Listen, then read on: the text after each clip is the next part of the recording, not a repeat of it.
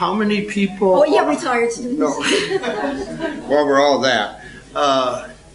And are there people who are academic professors or anything like that? Great. Okay. Retired. Okay. So, but you okay? I just wanted to get an idea. Right. Generally. Is there any major category I left out?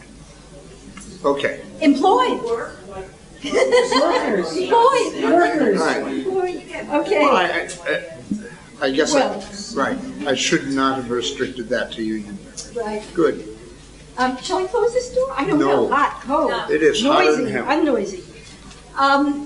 I'm Barbara Garson. I'm going to have to introduce myself for the old people in the room. I'm the author of the 1960s political play McBird. And, right. Yay! Yay! The Dinosaur Door. And a great children's play, The Dinosaur Door. And also, well, actually, what I've been writing about over the years since then is, in some ways, the subject of this talk and this recession. In 1972, there were a bunch of people striking, auto workers, regular UAW auto workers, tough guys, you know, in Lordstown, Ohio. They were making the Chevy Vega, and they were striking to slow down the assembly line. And it wasn't a legal strike. Yes, it was when Steve speaks, I'll introduce him, and you'll know he's the expert on wildcat strikes. Well, anyway, they were striking to slow down the assembly line. And they were getting a lot of publicity because the company was saying that they were sabotaging the cars. Then the company realized that it wasn't such a good idea to say the Vega that you got 6 months from now might have the keys down the gas tank. So they said, no, they're not sabotaging the car. And I didn't investigate whether they did or they didn't, but I went out there. 1972, and these people are not only striking to slow down the assembly line, they're talking about reorganizing it so they can do different jobs in different places on the line. Not everybody's talking about that, but some people are talking about that. People are talking about they want to make a better car. This is a piece of junk. Boy, it's too bad the auto companies didn't listen to them then. Right. And they had a lot of futuristic ideas. And me, what did I think? I wrote a whole book about this, All the Live Long Day, not just about them, but all the people who were coping with assembly line and tailorized work and with daydreaming different ways to put meaning back in their life. I thought, this is the wave of the future. This is it. We've reached a high point of pay. We've reached a high point of technology is going to come in. We won't have to work so hard. We're going to move into the world of the future where we talk about humanizing our jobs. By the time this book it came out in 75, by the time it came out in its paperback, which is about maybe a year later, a third of the factories I'd written about were closed down.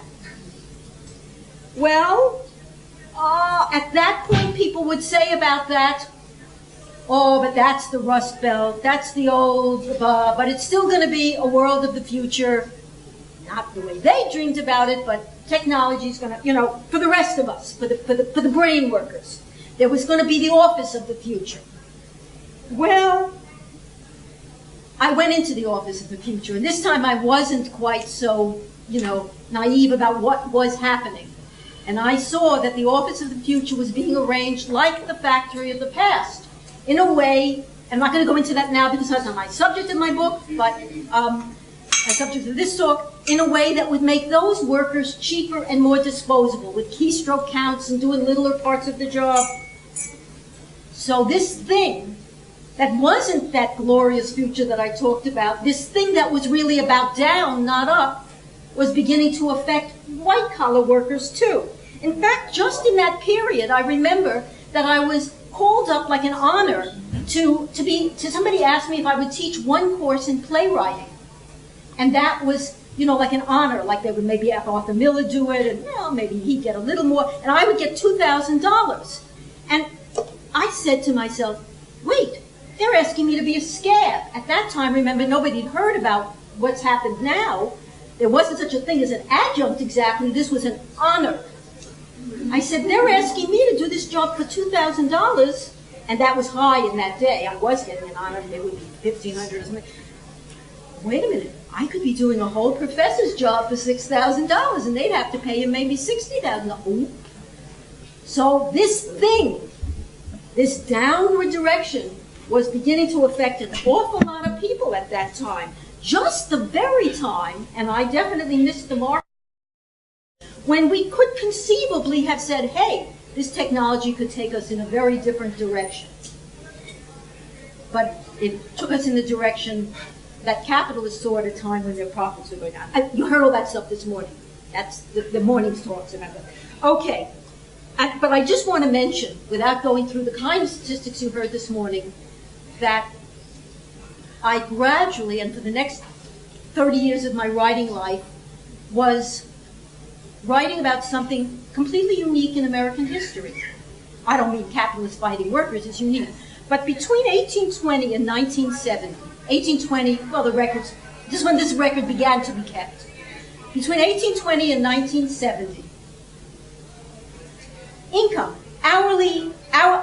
wages, hourly wages, real hourly wages, corrected for inflation, what you could buy with an hour's wages in the United States went up over the course of a decade. Not always up, but from the beginning to the end of every decade, it actually increased. Even during the 1930s. Not everybody's working, but they didn't take advantage of that, not work to lower wages. From the beginning to the end of the decade of the 30s, hourly wages had gone up.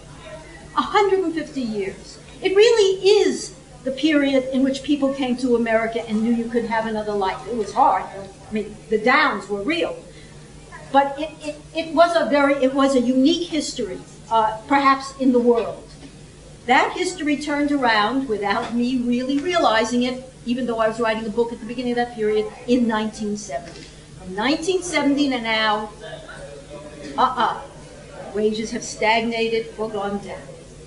I woke up only halfway through, but I have 3 or 4 books on that period, on this period, to be seeing that I was writing about a decline.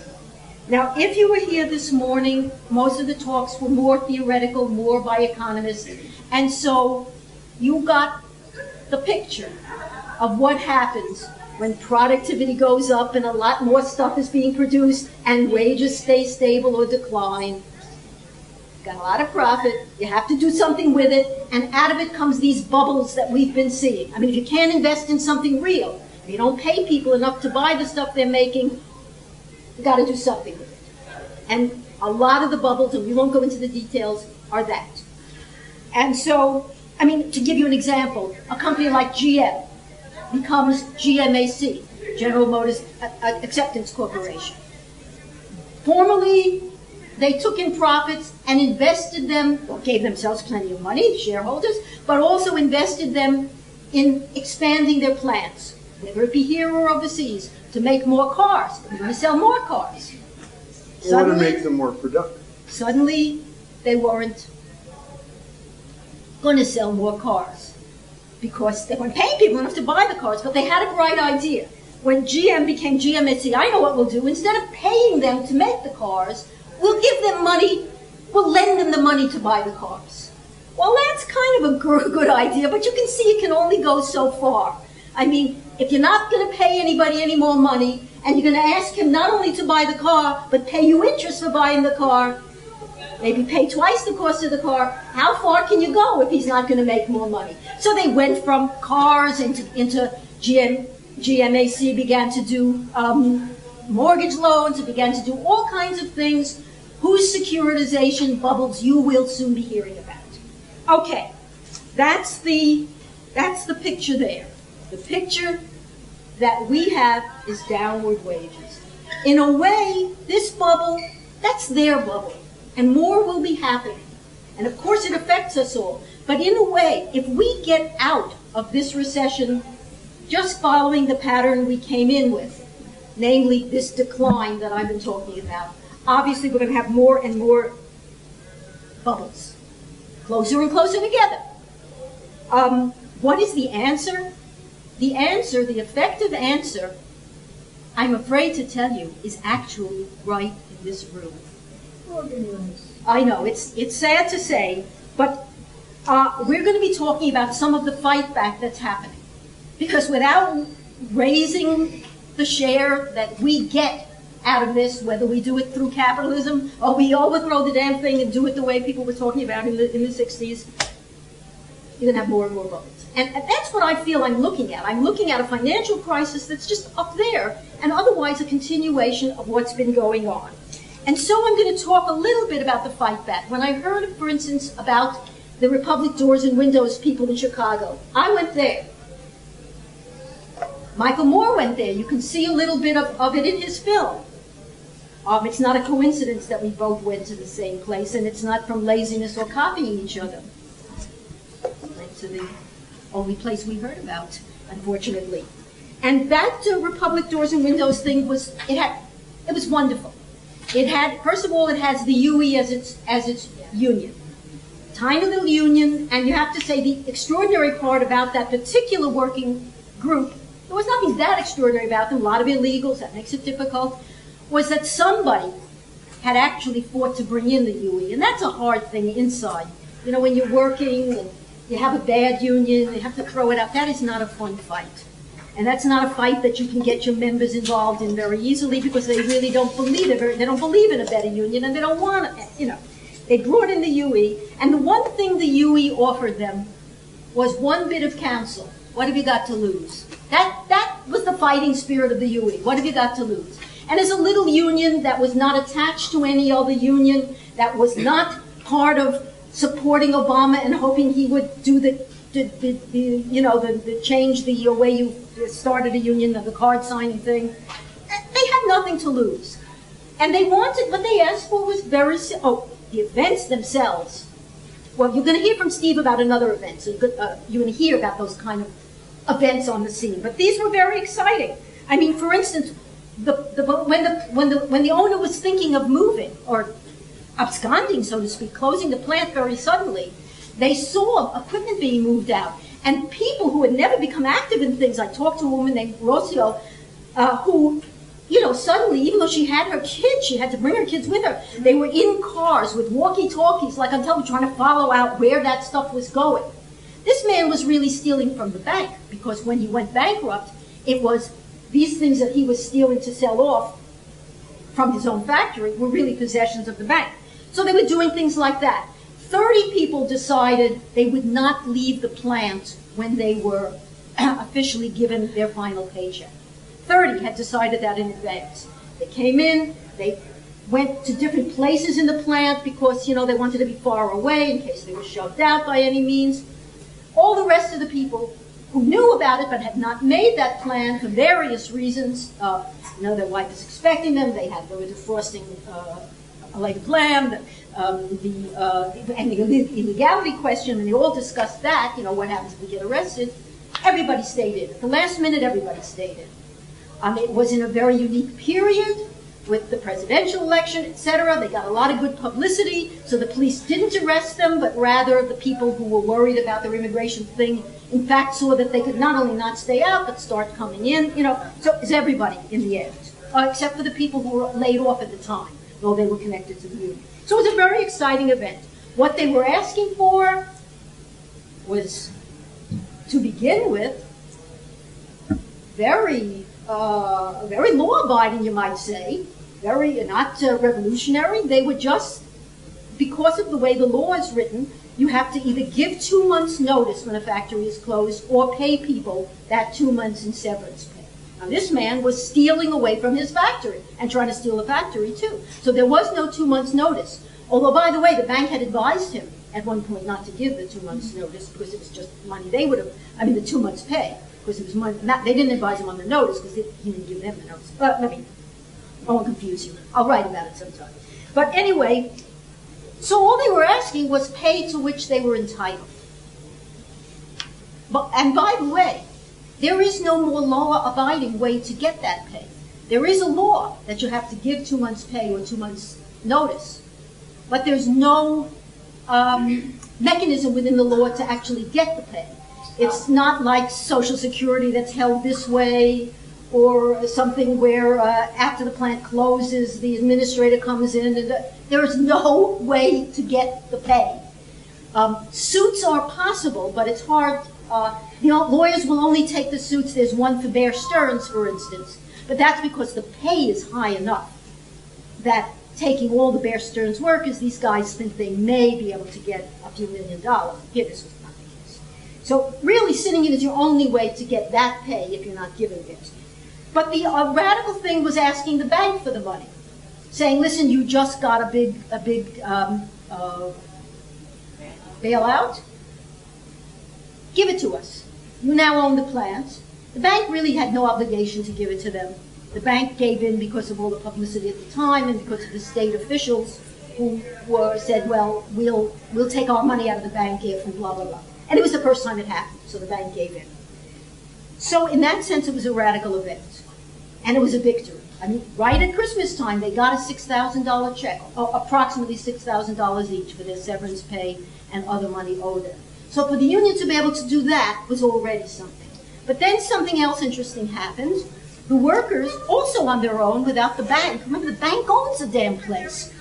Without the bank, the union contacted a man in Chicago making doors and windows, the Serious Materials Company.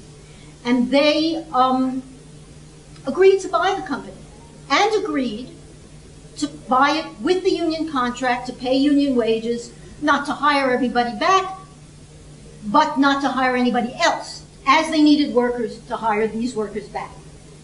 And why they thought they could do it was because of the stimulus package for weatherization. So another point I would like to make, we all hear about workers taking over factories. You also need new capital. You need a product that has to do with the future. I know we hear a lot about Argentina. Believe me, those plants are in bad shape. And some of them there aren't. But let me tell you, the ones here, when you can get into an ESOP here, you've got to ask why they're giving it to you. But in this case, we're talking about something in the future. So all I'm saying is that aside from your direct action, you may need this capital. You may need something even more radical. You may be able to grab hold of the capital by one means or another. UE was always going to the bank saying, invest in us, but it didn't get anywhere. Now, this is a most successful case, and I really expected to hear much more of it. At least the 60-day notice. The UE itself tried it again. And this is a story that I'll be writing more about. I'm writing a book about this downturn. In a nearby area, Quad City, well, it's about 3 hours away, but it's in Illinois also. In the area of Quad Cities, they had the Quad City Dye Company. They represented them also. Also, they came in because they had a terrible union already and somebody helped to bring them in. That plant shut down, or was shutting down. They did get the 60-day notice. The man who owned it really wanted to get rid of it. He had lent the company itself money from another company. I mean, he was that company and another company. So he lent himself money in a form that he could get back. He and the bank could both get paid back if they shut down. Ohio has a very odd thing. You don't have to go bankrupt. Iowa. Illinois, right. Sorry. Sorry. You know, this really But the Quad Cities includes Iowa. And it does. Not right many people say Iowa, right. I mean Illinois, right. Ohio instead of Illinois. You know, we have known each other for very long, and this really is a problem in my old age. I wasn't prepared for this, and I usually write down the proper names in very big letters now because I begin to forget the basics. Sorry. I lose the concepts, but I lose the nouns. They did everything. They did the same stuff. They went to the bank. They made demands. They said, you've got the money. They picketed every place. We are going to shut down. We could keep open. Now, that's hard for me to understand. I can't really tell you whether it was just a phenomenon of this recession. That was their assertion. This plant could keep open if the owner and the bank didn't see more money selling it off as real estate, which they did. It was a beautiful spot. The factory was right on the river, and they built houses, etc. They thought it could be kept open. They had to sit there while people picked up their dyes from the die casting plant to look for some other place. Other manufacturers had to look for some other place that could do the casting for them. It was very sad. They thought about sitting in at the end. They all were owed some money at the end. They were owed money connection with the health plan because the health plan was self-insured, and it had been cut off before it was entitled to be cut off, and some people had big bills that had come in after that. So they thought if they had a little bits of money owed to them, not the 2 months pay, nothing that would add up to $6,000 for anybody. And they thought about it, and they really tried a number of things, and they just didn't have the oomph there to do it. This is the same union with all the newspaper contacts, with the people having come to Chicago to help them in Chicago. So all I'm telling you is this is not something that's automatic or easy. I thought really that it would be happening everywhere. I didn't think Michael Moore and I would have to go to the same factory to see the example. So that's why I'm telling you, in a sense, this thing that we're talking about, that has to happen. That's the only way out of this, is to get back that money, cash in the hands of people who can spend it. That thing that's happening is, if you take me as representing this Republic story for you right now, and the Quad City story, a lot of that story is unfortunately right here in this room. And another representative of it that I'm going to now introduce to you is Steve Kindred. Steve Kindred was a founding member of Teamsters for a Democratic Union. Now that was you actually had to be physically brave to do that. Back when, if you did, when Steve and his companions did that. I mean, you know, there was a famous Teamster found in a car trunk, wasn't there? And there were many others who weren't. No, they never, unless you mean Hoffa, they never found him, but there were a lot of others. There were a lot. Right, okay. Now, it really was brave when they did it, and they really did change that union. Probably the proudest, Steve says he's of the activities they were able to do when was it changed union. The proudest accomplishment he thinks of is the United Parcel Strike, an impossible strike to win that they won. Now, he has not learned his lesson about impossible strikes, and he's gone on, and he's became extremely active in the support committee for the Stelladora workers in the Bronx, who had success. And I'm going to let him now tell you about that struggle. I just want to say that I'm sorry I couldn't bring some members of some employees of Stelladora with me today. It would have been great if you could meet some of them. We have a website. It's stelladorastrike.com. I mean, it's just loaded with stuff. So most of it's pretty good. There's some fabulous pictures. This strike has gone on from last August of 2008. People went back to work in July 2009, and pretty much, if I try to go into the details of this, it would just be impossible. But I mean, we have one. I thought I'd done. You went back with a victory at that point. Right. I thought I'd made my last gasp, but they talked me into one last one. I think we've let Bloomberg a little bit off the hook with respect to this. One thing I just want to kind of really capsulize this. In August, the owner of Stelladora, the fourth in a series of owners, first was a family for many, many, many years, and the company grew significantly, and it was very much a family business with the children of the owners on the floor going to take over the factory. Tragically, one of the sons was killed in the San Francisco earthquake of, I think, in the early 80s. And the second son was so struck by this, or really disrupted by this, that he couldn't take over the company. And so it went to its first multinational by owner, Nabisco, which then got involved in this whole fiasco with the Nabisco Reynolds Tobacco merger, and And those kinds of things can tend sort of to impact a lot. Another cookie company here in the United States was owned by Parmalat, and their scandal over in Italy affected they sell off assets, they do all sorts of things in the throes of that kind of trouble, which proved to be disruptive to people continents away. It's really sort of astonishing. And then it was bought by Kraft, and then by this private equity company. This private equity company, the way they work, most of them, I think there are probably some differences, and I don't want to get into a detailed discussion about private equity. I've read a lot about it, but I don't feel like I know enough to say anything definitive. But it is a new kind of economic formation that's all around the world now. I heard a private equity guy from China on Bloomberg Radio yesterday. It was interesting. They invest in companies that they think are below what their real value is. Then they try to build them up in one way or another, and then they try to sell them at exaggerated profits.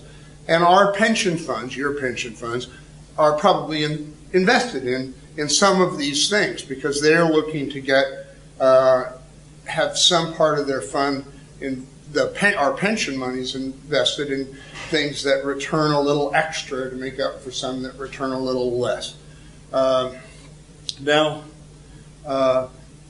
one of the ways these companies do it, and the guys they used to be called LBOs back in the 80s with Michael Milken and those guys.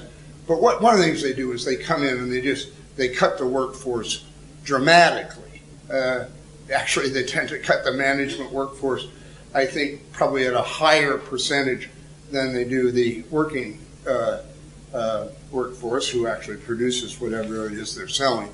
But that's one of their mechanisms, is to cut down on costs.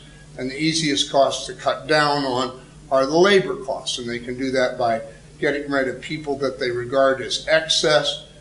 They can look at the various products a larger company may make and sell those off, get what cash they are, and consolidate a company. And then within 3 to 5 years, these companies aim to sell that company in its improved condition to somebody else. Maybe another sort of speculative investor like them. It's all right, this is the flag of Brazil. It will dry and be glad it served a social purpose. But in any event, so they demanded 25% wage cuts of these workers. If I have time later, I'm going to tell you very briefly about another strike. And in a certain sense, the workers had no choice. They weren't making that much money. Some of the people were making in the low 30s. Some of the more skilled people were making in the low 50s. They had a good benefits package. They'd fought to get a good contract over the years. And so they had a strong group which had taken action, had at least one other strike in the past to improve their situation. So they were a pretty well-knit unit. And 25% wage cut, it would have lowered those people making $30,000. They were already paycheck to paycheck. It's intolerable. One of the things that was nice, touch on something about this plan. The workers there are remarkable. First of all, one of the things that's interesting is the spread between the mostly women who pack the cookies and the guys who fix the machinery and run the mixing machines and run the bake. It's not as high as it would be in a factory that isn't union. And during this strike, and in the past, management has tried to sort of offer the skilled guys more and the packers less. And there's been a good history in this group. I find them remarkable. Almost all of them are first and second generation immigrants. And of course that means they have about 400% of the political consciousness of most native-born people in the United States. So they were faced with this. They went out on strike and they began negotiations. And it became really clear at the beginning that the company, this wasn't some, you stake out a hard position and then you bargain down from it. This was designed to break these people and to break the union insofar as it's a functioning thing, to impose this wage cut on it. Now, a little curious thing about private equity worked to the workers' advantage. They are it seems to be the number one rule that surpasses even that of the mafia, that their rule is secrecy. I mean, they're secretive within the business world, with the business press. With their investors, they're secretive. They don't have to explain to their investors what's going on. So that they didn't want to give up any information that a company has to give up if it's pleading that it can't afford the current wages. And so they did they hired somebody's cousin as a lawyer, and they didn't stake out a certain position on that. They waffled back and forth. Did they have enough money? Did they not have enough money? And they thought they were being clever doing that. And in the end, the National Labor Relations Board judge who heard the case about whether they should have provided more information decided that they should have. And that's what led to their being returned to work under the best terms that any lawyer that I've talked to says they've ever seen. And that is, they went back to work with 2 months of back pay, not the full year, but also with under the terms of the old agreement. That is, the old agreement was imposed on the employer. So that was the situation that the workers were in. They stayed solid on it. I'll go into the support effort a little bit, not as much as. And there was I would say about 50, nobody crossed the picket line, and about 50 to 60% of the workers were active in the strike, that have showed up for their picket duty. Some were more active than that. And there were some people that got other jobs or who were wary or had family obligations. Maybe 35 to 40% of the people didn't take such an active role in the strike. They didn't cross the picket line. They weren't all at the picket lines as regularly as the other group. What happened in this case is that this strike, they went up to Greenwich, Connecticut, and they went to the owner's house, and they went to the owner's company, and they did a lot of things. And then at a certain point, they started a boycott, and I can talk just a little bit about that. In the end, they defeated their primary enemy, the private equity company. They lost their shirt on this thing, and they're going to lose more because I just happen to have one investor, a public employee pension fund, who's going to be actually required to file suit against the private equity company for the mishandling of the asset because they are an investor in this Brynwood Partners. I don't know how, you're not supposed to be able to find out how the investors are. I can't remember how we found out about that. But you have almost no levers on these guys. There were other buyers willing to buy the company. They wouldn't talk to anybody. And in the end, they sold the brand and some machinery. And one of the difficulties in this, a reason, for instance, why the whole question of trying to persuade the government to use eminent domain to get the property is that the most important asset was an intangible, the name of the brand. And that was what, so that we were stonewalled. We were really stonewalled. We couldn't, they wouldn't talk. There were investors that went to them. And just so you know, it wasn't a question of cash. Fairly far along in this game, following the meeting at the United Nations, the workers sort of had a meeting with President Hugo Chavez of Venezuela. And I'll tell you, you meet these workers, they make an impression on you. They made an impression on Rich Trumpka, the new head of the AFL-CIO. They made an impression on Hugo Chavez. They are fabulous, fabulous people. I can't even begin to express to you the sort of privilege that it's been to work with them. And that's why I have worked so hard on it. I've been laid off, and I've worked as hard as I did at any full-time job that I might have had on this project. So,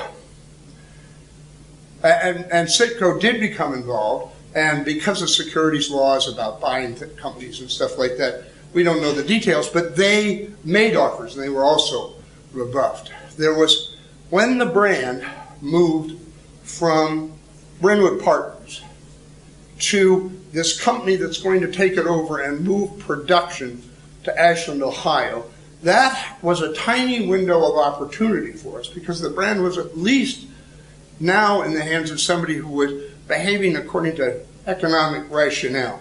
I actually think it was a mistake for this company, Lance, to buy this brand and handle it the way they did. But the brand had become so cheap that it was like buying a $1 shirt when there's a yellow tag sale at the Salvation Army.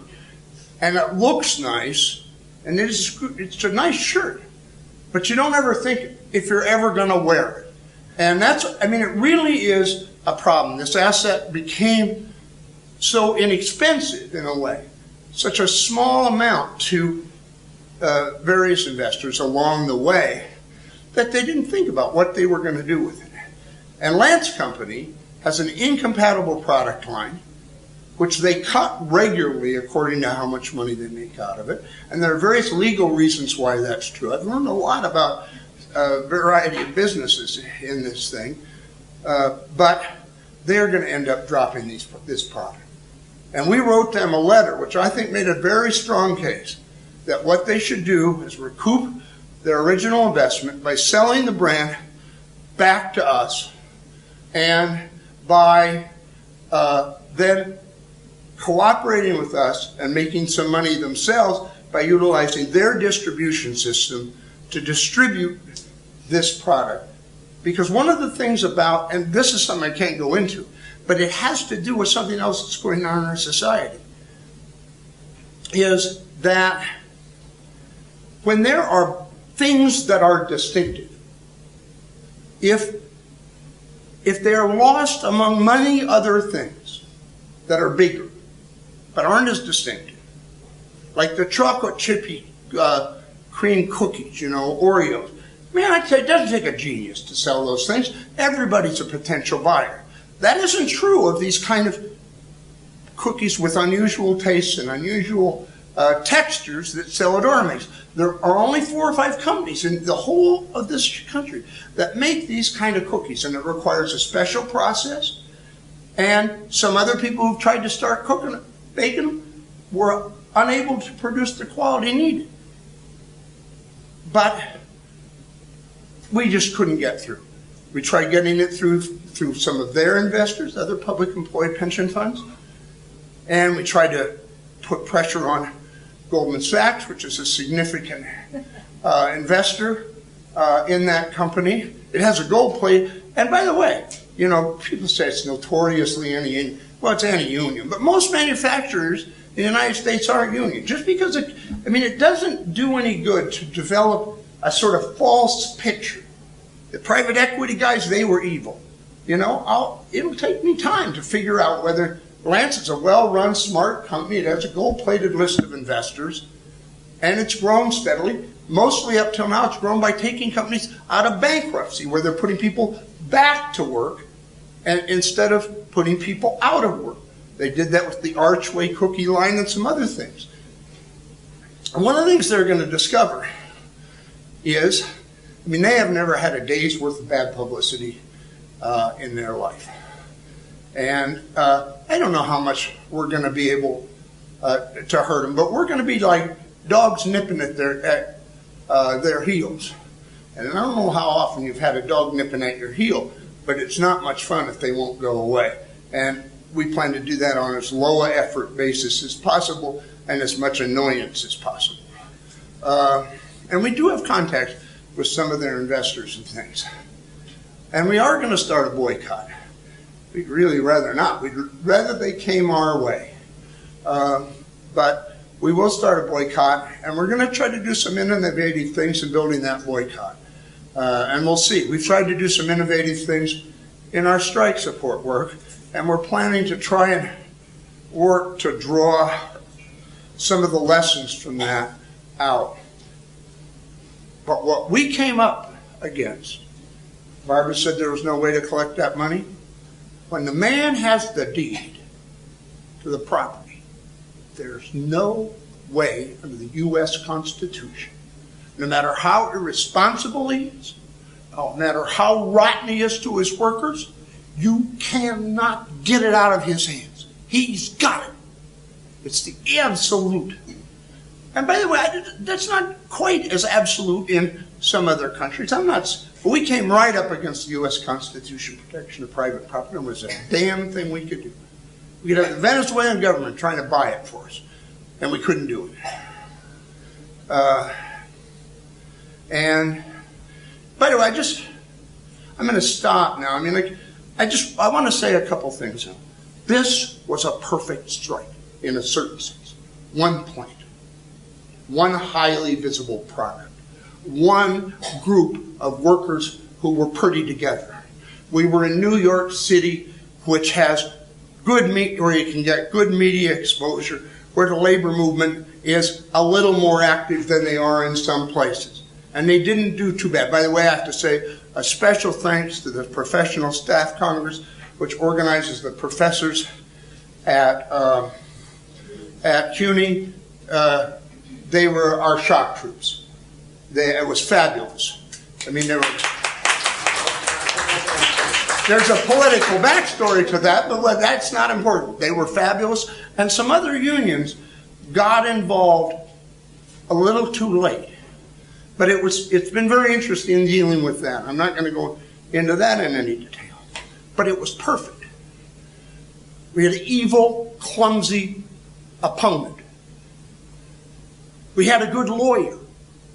The local did. I've known him for 40 years. He got his legal training at the Louis Nicolaitis, who used to be a UPS worker who they fired, and he got us money from them, which is a hard thing to do, and he financed his way through law school about 35 or 40 years ago. And he's a great guy. Not dynamic, but that's the kind of lawyer you want. Not one who meddles in the business, but the guy who takes care of the business.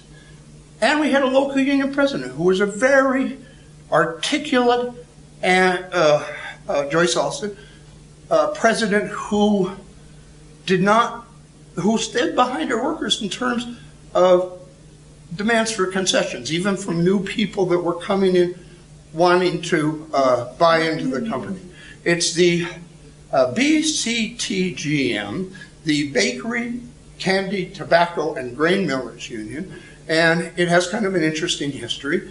There are some things extra that they could have done, but I have to say, we've looked back, and if you say, well, what if we'd done this? Would that have made the difference? What if we'd done this? Would that have made the difference? What if we'd done this? Would that have made the difference? And, I mean, there was one moment when we could have disrupted this sale to the company. And what about the move of the... I have to say one thing about the sit-in. Anything, the machinery? It's hard to say how much it was worth. But, these guys, they had a good union contract. And they had a good severance pay package in it. And they're owed a lot of money. And in the end, for people who didn't believe that occupying the factory at that point would make the difference, in the end it couldn't be done because there was too much money at stake for the employees. And severance packages usually are depending on you being an employee when you leave, and if they fired you before that, you don't have contractually any right to that money. So it's been a tough slog. The only thing we could have done is if we had understood that the workers were working hard during August and September to build up a stockpile of product which was going to be essential to provide a continuity of distribution after the plant closed in the Bronx and before it could be set up in Ashland, Ohio. If we had disrupted that stockpile and the creation, it would have involved going on because I'll tell you, they would not have been able to hire scabs and produce that stockpile. But I'll tell you something, at that point, the workers were holding on to hope that the place wasn't going to close, that the threat to close was a bluff, they'd just come off a long strike. And we had intelligence at one point about what was going on in the company, and they must have figured out who it was because it dried up, and we thought we disrupted negotiations between them and Lance, and they just took it farther underground.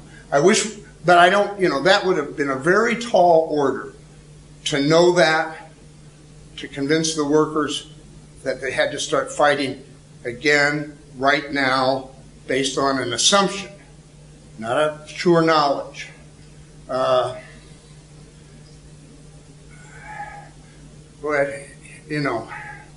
So I just want to mention a couple things that I didn't talk about that were raised in it.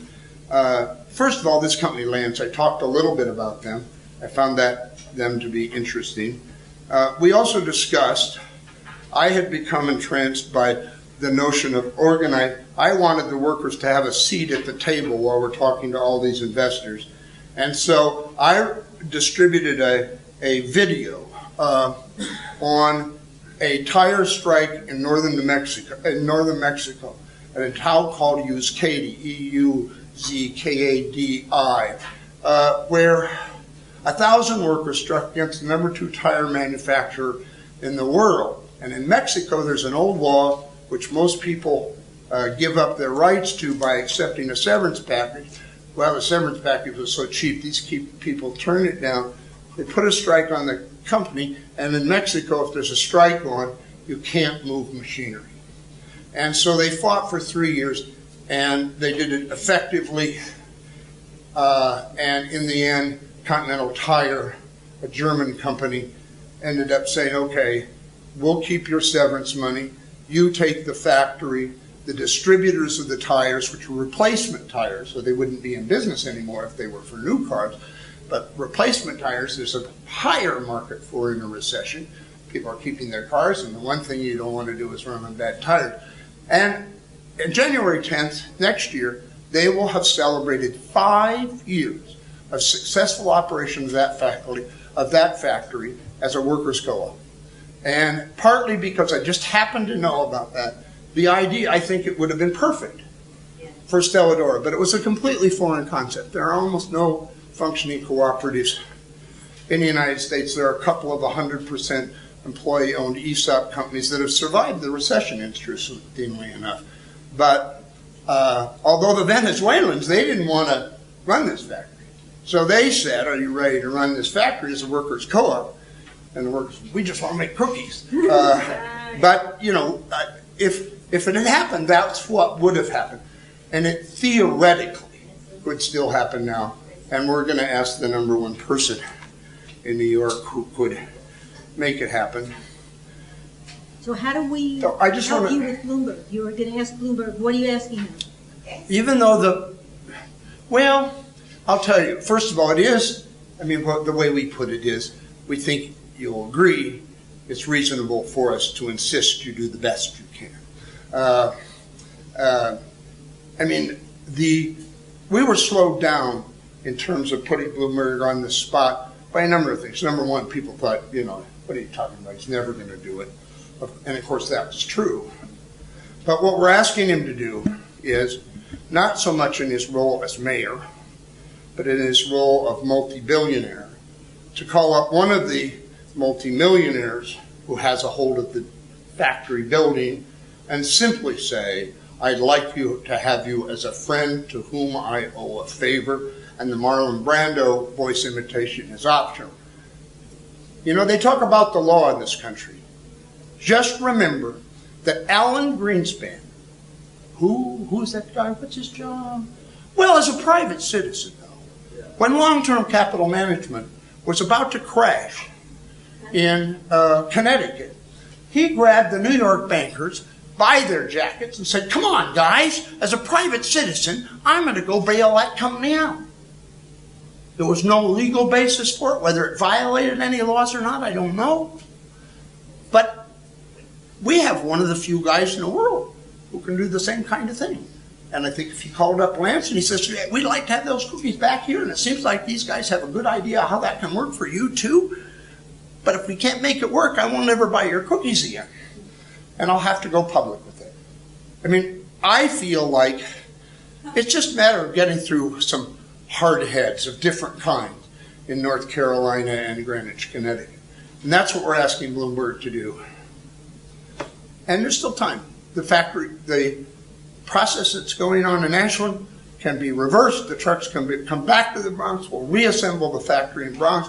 Any stuff that's been destroyed or thrown away in the process, we'll buy new stuff, and we'll come out with good cookies at the time before that stockpile of inventory runs out. Now, I'm about the only person in the world who is visionary enough to imagine that happening. But they're letting me imagine it and write a letter to Bloomberg. I mean, I think it actually could be done, but people get ground out. And dream's dangerous. Disappointment's great. And at a certain point, people quit dreaming. But, not me. And not them either. I mean, they're backing me up, but I don't think it's going to happen either. But, Boomer's running for office. It's getting a little closer. You've got a week and a half. Yep. Perfect.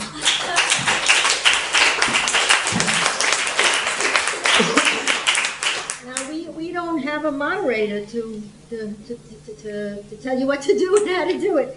I must say, I'm interested. You have about 5 minutes. Oh, we only have about 5 minutes. Well, if anybody has any ideas, I've certainly thought a lot about it, about why we have only these few examples of something that has won, happened and has won, and why it didn't catch on. Or what's going on? Why? I mean, I thought by now we'd have students marching on Washington to repeal their debts, that we'd have, tuition increases. Every factory you can sit in, at least get your severance pay. So I'd like to know what's happening.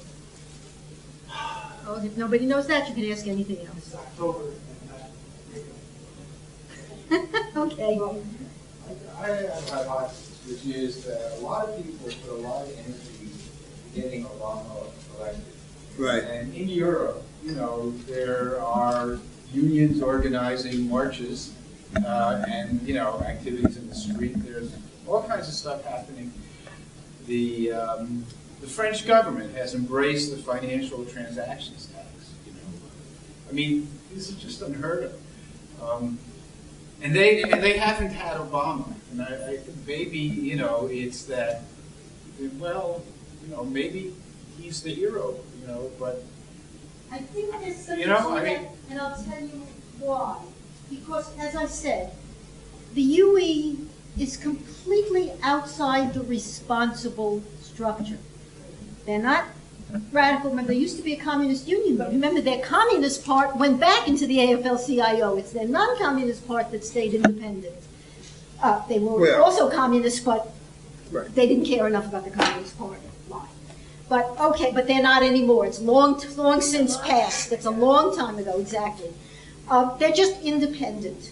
I will tell you about another situation that did have a victory, and this tail-ended the UE people. In Chicago also is the Hart Marks factory that makes Hart, Schaffner, and Marks suits. Now, you may have heard that they voted to sit in if they were up for sale, and there were different bids on the company. They make a very expensive product. They make the suits that Obama looks so good in. He really wears a suit well. And they are tailor-made for him. I mean, this factory is a factory, but it also has a tailor-made area where you come down and you get it done for you. Would they come up to him? Well, I guess they go to his house now. I don't know. Anyway, they were, in personal terms, they're astounded by the UE people. They, at best, they think of them as adolescents that maybe they do have some good ideas, but oh my God, they're driving you crazy. But they do honor them. When they come, they have them. Okay, what the Heart Marks people did was, they say, or the newspapers say, they were offered for sale. Their company was selling, and they were offered for sale, and they investigated. Now this is the, oh God, it keeps changing its name. Unite, now it's not Unite, now it's Disunite. Who is it now? I actually don't. Okay, what's that? Workers United. Workers United, right. Okay, they are very good in the opposite way of the UE. They have a lot of political contacts.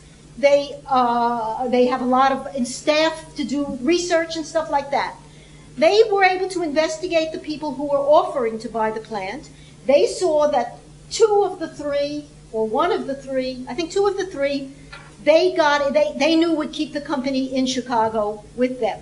By the way, when you're selling suits for $4,000, $5,000, $6,000, $10,000, labor costs are a very small part of it.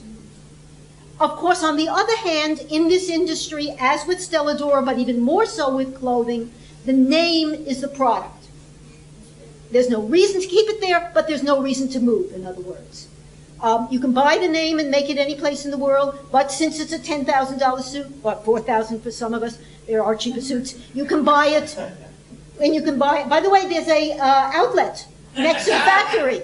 I didn't have time to stop it, I want to go there. So many, they are so beautiful, the material. Oh, I saw people work on them. When I saw them working on them was at the party that they were celebrating, that they forced the bank to accept the offer from someone who would keep them there. Now, they say we voted to sit in. This was after the UE thing. We voted to sit in if they, and of course here's a case where the brand name is everything, whether you destroy it or you don't destroy it. And actually, they didn't even take a vote. This union is so far from its workers. The president of the local, everything was done outside.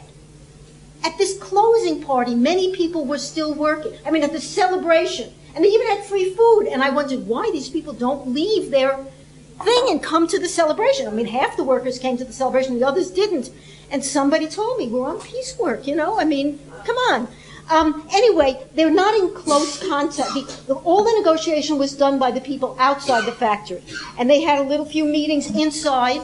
And the head of the union, who's a dynamic, the head of the local who works in the plant, did say at a meeting with all the press there, and if they don't tell us anything, we'll sit in, right? And there was some response, and that was the vote. There was no vote.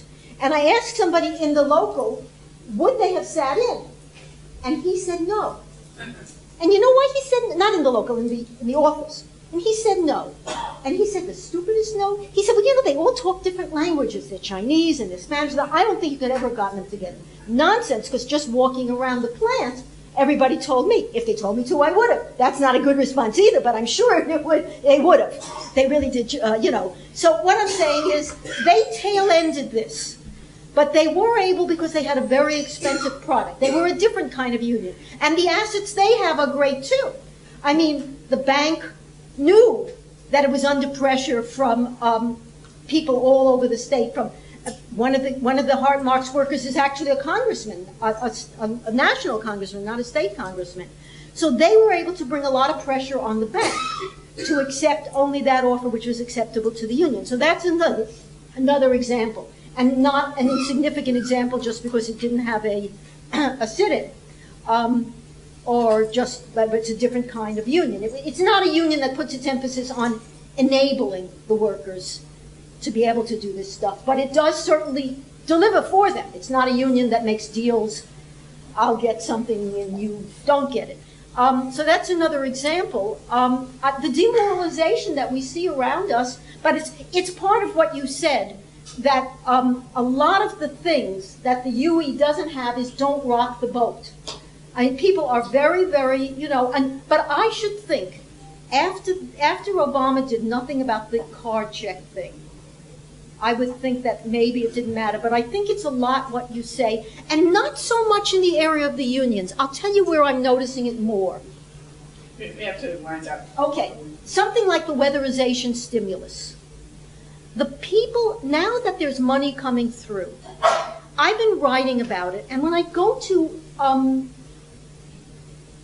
try to interview people who are very organizations that are reliable, radical community organizing efforts on the part of housing and things like that, once they've got this amount of money coming through, people, and also there's the Van Jones effect, people say, I don't want to talk to anybody. I used to be a community organizer, I'm still a community organizer, but now I'm the conduit, not for $100,000, but for $6 million. That may not sound a lot to some people, but that's a lot for a community organization of stimulus money. So, and I'm beginning to wonder. We all believe in worker spontaneity, but the UE as an organization was very important too. It says on their card, the workers run this union, but it required the presence of someone to say. I mean, they always said, "Yeah, I think that's a good idea," or "I can call the press," or "Oh no, you call the press." I mean, they're enablers. But, I mean, a lot of people who would be that middle person, who would be going down and picketing that the weatherization money isn't coming through, are now the distributors of the weatherization money. And so a level of people, I'm sorry to say, a level of people like us, good people, are somewhat incapacitated by their NGO status. I don't think that's the whole answer, but I'm just giving it to you where I see the mechanism, and it's something like the Obama mechanism, waiting to see what Obama would do. Even I, in writing about financial reform, regulatory reform, I couldn't believe he would do nothing. I still actually don't believe that. So, yes, there is the Obama effect. I agree with you.